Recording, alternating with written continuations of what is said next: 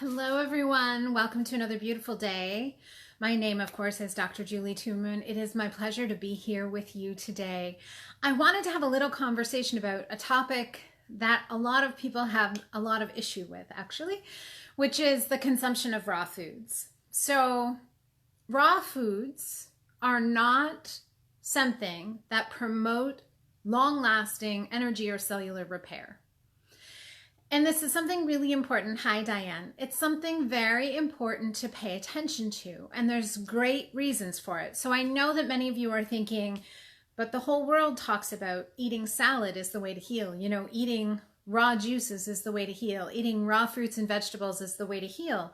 But there's a lot of misinformation there, and what I know is based off of some very solid, very practical classical Chinese medicine techniques. But the thing is I've seen it be true in practice over and over.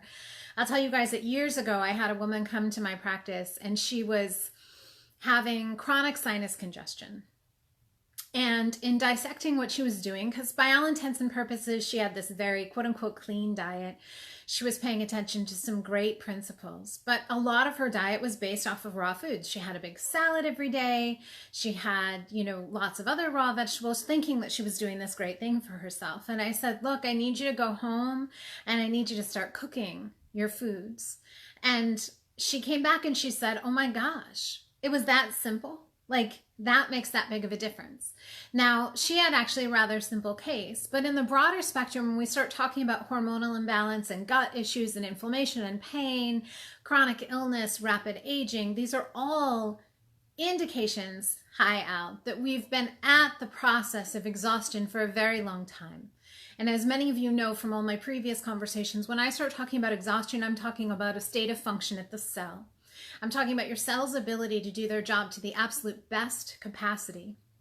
And in essence, I'm really talking about a sense of movement, of heat, of having this vibrant life force available for use.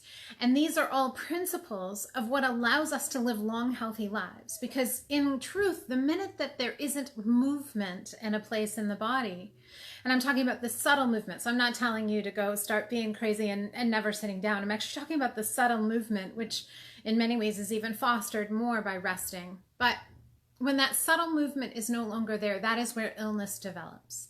So at a cell level, if we're not feeding our cells in ways that promote positive movement, we're actually going to find that they get very rigid and very stuck, and they start aging and acting very collapsed and low energy. So what we eat, when we eat it, how we eat it makes a big difference on that.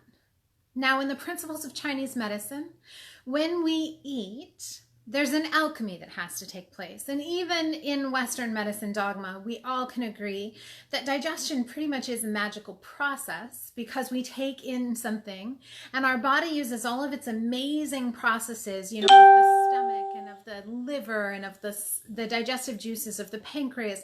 And all of these things take part. And then we extract the bounty from that food, like the miracle that was held inside those molecules, and we grab it, and then that gets distributed throughout our body so that every piece is supposed to get what it needs. I mean, that's magic, right? Well, in Chinese medicine, we describe it a little bit differently. And I think their description is very apt for how we can actually harness the capacity of our food to really nourish us. So in Chinese medicine, you take in food, and the organ system associated with doing that alchemy is the spleen. So we don't even talk about the spleen in Western medicine, really. I mean, it's kind of like it's passed over when we start talking about organ systems. But the gist is that the spleen in Chinese medicine is responsible for taking that food and grabbing the life force out of it. And then it allows that to be distributed correctly to the other organ systems so that everybody can be nourished.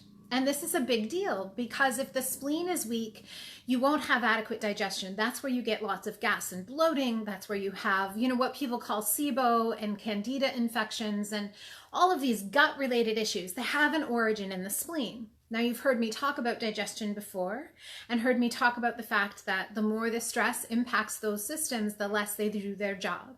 And the spleen is a great example of that. Because with stress comes a lot of overthinking and a lot of worry. And those are the emotions that impact the spleen the most. So sadly, in the West, we all have weak spleens because we live in a society that is perpetually focused on thinking, thinking, thinking. We're always mulling things over. And in reality, if we really break it down, we're always worrying. So when we worry and overthink, the spleen gets impacted and it begins to show signs of weakness. And that weakness presents as this impaired digestion. And so you are putting in foods and you're getting less and less of the nutrition out of them. You're getting more byproducts passed into the small intestine. And then you get more dysbiosis because the small intestine wasn't designed for what you're giving it. It didn't get adequately broke down. Now, on top of that, that stress response hinders the rest of the digestive capacity. And so it just gets big quick. Now, the spleen also governs your muscles. So here we see a lot of people showing greater signs of weakness, a lot of fogginess, a lot of signs of what Chinese call dampness. So it's heaviness in the body and swelling. And the spleen has a huge relationship with function of the thyroid. So if the spleen is weak, you're not going to have endocrine strength. You're going to have endocrine weakness. If the spleen is weak, you're also going to start to have blood issues. So for women, that's going to show up in the reproductive years as difficult cycles, and or infertility, and or low libido. And then the weaker the spleen, when women go into perimenopause and menopause, they have a really rough transition. And that also impacts things like sleep and mood and the way our mind works, etc. So what does raw food have to do with all of that? Well, so the spleen in Chinese medicine is likened to a cooking pot.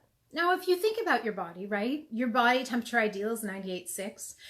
The temperature in the stomach is probably closer to 99, and even in some people, if they were really functioning at top capacity, it'd be closer to 100, which means that our digestive capacity functions best at those levels, which means that your enzymes and all the processes that your cells undergo in order to do that alchemy are going to function best at those levels.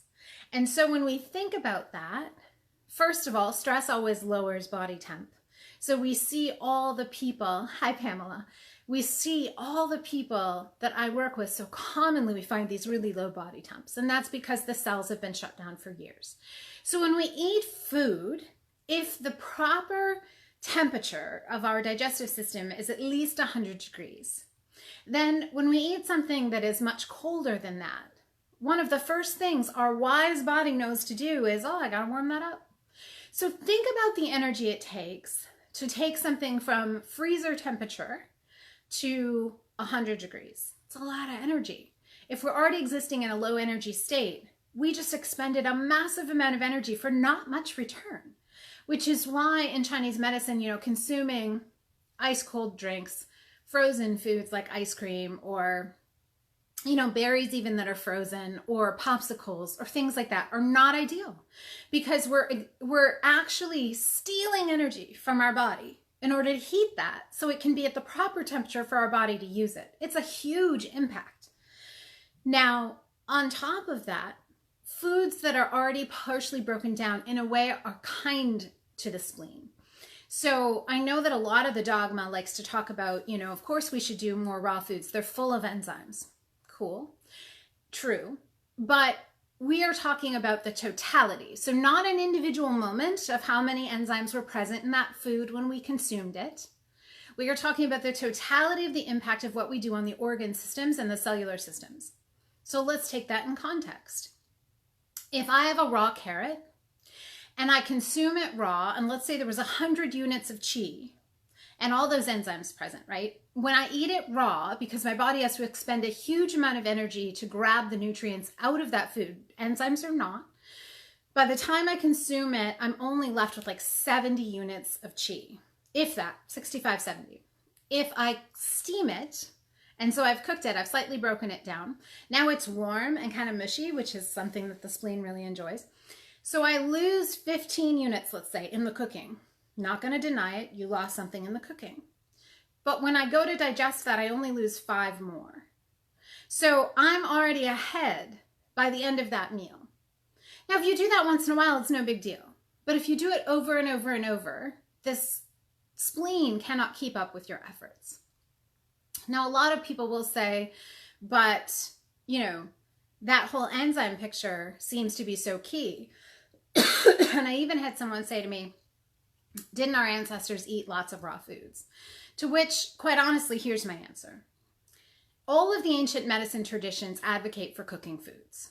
Ayurveda, classical Chinese, even most of the indigenous traditions here in North America, if you study their food practices, it's cooked foods. Now, that is evidence to me all by itself. If you look at the classical Chinese medicine words as they relate to the building of qi in the body, the word for qi itself is referenced by its original character as grains of rice in a bowl, because even that was showing that this cooked grain is one of the best foods for this spleen. Now, on top of it, every time we start talking about generating qi, the spleen is like good garden soil. So if you put in something that has to be broken down, there's a lot of energy required, and we're stealing from the energy. So all that cellulose and those plant materials requires a lot of energy to break those bonds. When we cook the food, we break the bonds. Now, some people will say, well, okay, well, what about if I put it all in a blender and just drink it? It doesn't break enough of the cellulose bonds, and the nature of the food is still cold. And the cold, or the nature of a food matters, because the cold nature of food creates cold in the system. So even though it might not be ice cold like coming from the fridge, sorry, I have a tickle. The nature of a food matters, because things that are neutral and warming are easy for the body to grab the qi out of. Things that are cold in nature are only ideal as medicine when you have an extreme heat condition. And I can tell you that in the modern world, I've really never found someone with an extreme heat condition.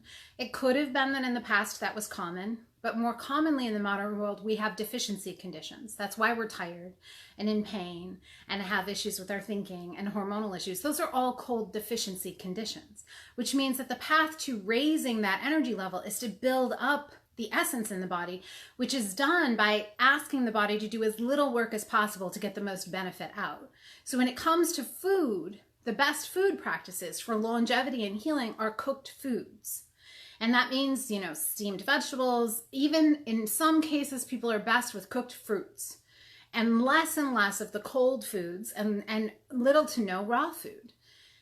I know that so people tell me all the time, but my salads, I know that this flies in the face of the way that the world eats, but let's just put that in context. We have a modern world that is growing sicker by the day. We have trillion-dollar cancer centers in every major city.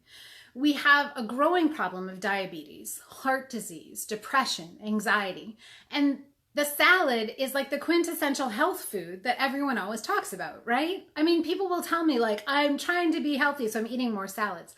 It's not working. And if we really want evidence as to what works, I always suggest, well, let's look at traditions that have a couple thousand years of use and look at how they advocate eating, because they've got longevity to prove that their method has legs. And again, every ancient medical tradition talks about cooking food as the means to get the alchemy out of it. Because ultimately, that is the thing. Food isn't just about the nutrients that are present there at the moment. It's the alchemy of what happens when it all combines. And then it's the alchemy of what happens when it all combines with your body. See, every food also has flavors that relate to your organ systems. So the sweet flavor partners with the spleen. Now, I'm not talking about, Coca-Cola or Pepsi or something that's sweet.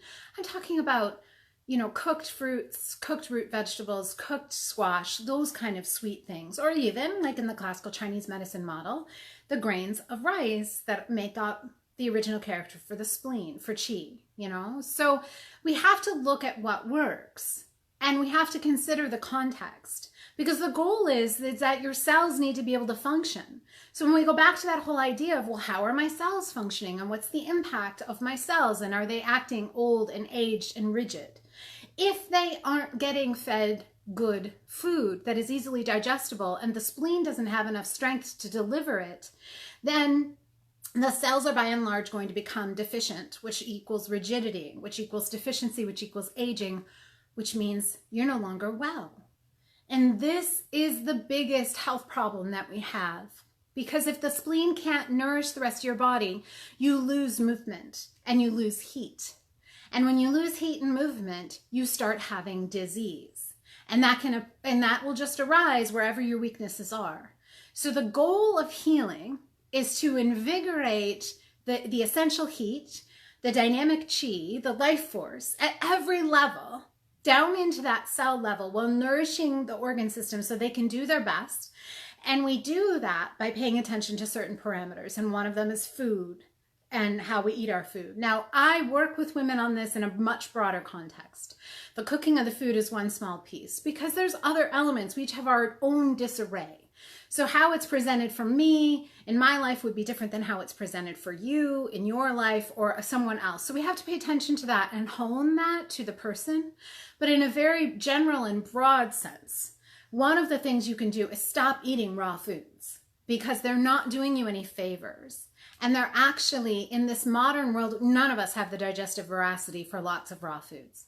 They're only hindering and creating more coldness and stopping the spleen from being able to do its job, which is to grab the alchemy and keep us nourished, which you want the spleen to do its job because it is the cornerstone of whether your cells actually get something that they can use or not. So pay attention to that. Now, if you have those more complex problems of being exhausted, hormonal problems, mental fog, sleep issues, joint pain, body pain, some named autoimmune condition, all of it, those are all signs that that's gone past like a simple need to put cooked foods in your diet. And it's gone to the place where it's time to actually get serious about replenishing those organ systems and stopping the decline at the cell layer. Great, reach out. But in the meantime, do pay attention to these principles because it matters so much, you guys. It sounds so simple, but it is so magnificent in its impact. And like I said at the beginning, I had that woman who that was the reason why she had chronic sinus congestion, is that her diet was based off of tons of raw foods, and in her case, raw tofu as well. And she wasn't nourishing her spleen. The spleen has to be nourished. It's a cornerstone of life. So pay attention, ask yourself good questions, evaluate what you're doing, and if you want help, reach out. But remember that healing is a beautiful alchemical partnership of us with ourselves, and by default, it's us with the divine, because the force of the divine is what informs our cells. That is the magic of the spleen, well, in all the other organ systems. It is inherent in us. That is the force of healing. And when you tap into it, you can truly go to a limitless place of wonder and amazement and energy and just voracious love and joy in every single moment, because ultimately that's where healing leads us. It isn't just about resolving a symptom. It is about living as our best possible expression of us in this moment and every moment from here on forward by replenishing the life force at the cell level, so that our cells can finally broadcast the beauty that they were inherently born with. And that's always been in you. It's just a matter of uncovering it again. All right, guys, I hope you have a magnificent day. Big blessings. And like I said, if you want help, reach out. You can always set up a call with me. Comment in the comments below, and I'm happy to serve you. And you're just amazing, beautiful beings. Be kind to yourselves.